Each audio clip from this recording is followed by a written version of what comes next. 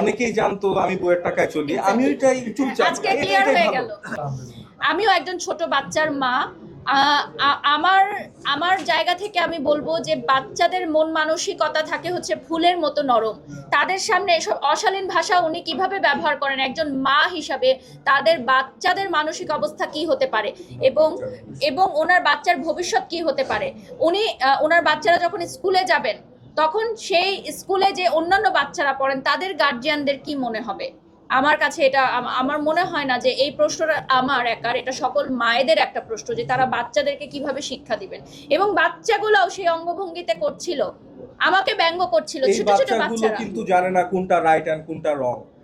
তাহলে সে তার বাচ্চাদেরকে তার মতোই নোংরা মন মানসিকতায় তৈরি করছে। এবং যেহেতু বাচ্চাদের বাবা নেই, তাহলে মায়ের ভূমিকা কিন্তু আরো গুরুত্বপূর্ণ। একটা মা এবং বাবার উভয় ভূমিকা।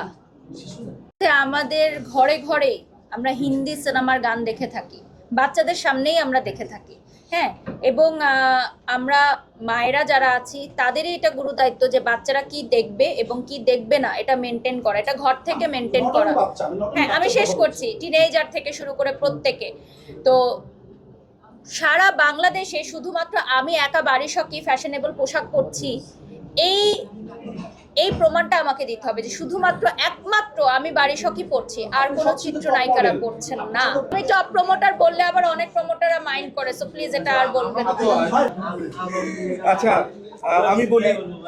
আমি বলি আজকে আসলে অনেক কিছু হয়ে গেছে, তবে ব্যক্তিগতভাবে ফ্লাইট ট্যাক্সি এভিয়েশন ওই উদ্যোক্তাকে ধন্যবাদ দেয়, কারণ উনার এই প্রেস কনফারেন্সের কারণে অনেকেই আমার ব্যবসায়িক পরিচয় জানতো না আমি কে।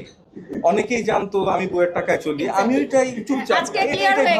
এটাই ভালো, আমার ব্যবসায়িক পরিচয় রিভিল হয়েছে, আমার কোম্পানির চূড়ান্ত মার্কেটিং হয়েছে। ফ্লাইট ট্যাক্সি এভিয়েশন একমাত্র কোম্পানি যে হচ্ছে বাংলাদেশ আর্মি ওয়েলফেয়ার ট্রাস্টের সাথে চুক্তিবদ্ধভাবে কাজ করে। ফ্লাইট এভিয়েশন কোম্পানি একমাত্র কোম্পানি যে কক্সবাজার থেকে সেন্ট মার্টিনে হেলিকপ্টারে যাত্রী নিয়ে যেতে পারবে সেই পারমিশন হোল্ড করে। আমরা কখনোই এই জিনিসগুলো আমি ব্যক্তিগতভাবে প্রচার করতে চাই না। আমার বউ ব্র্যান্ড প্রমোটার হলেও আমি বিজনেসম্যান হিসেবে খুবই আড়ালে থাকতে চাই, কারণ আমি চাই না এই বিষয়গুলো খুব বেশি সামনে আসে।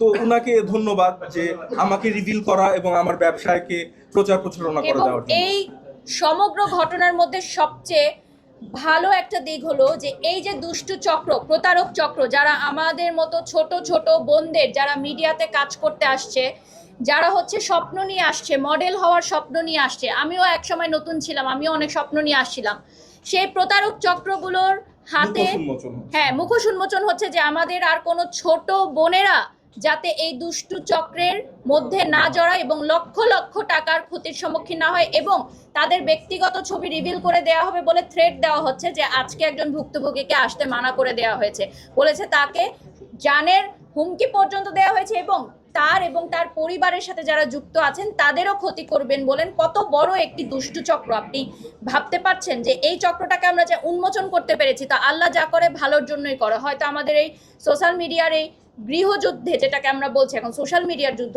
এর আড়ালে এই যে কেঁচো খুঁড়তে গিয়ে সাপ বেরিয়ে এসেছে।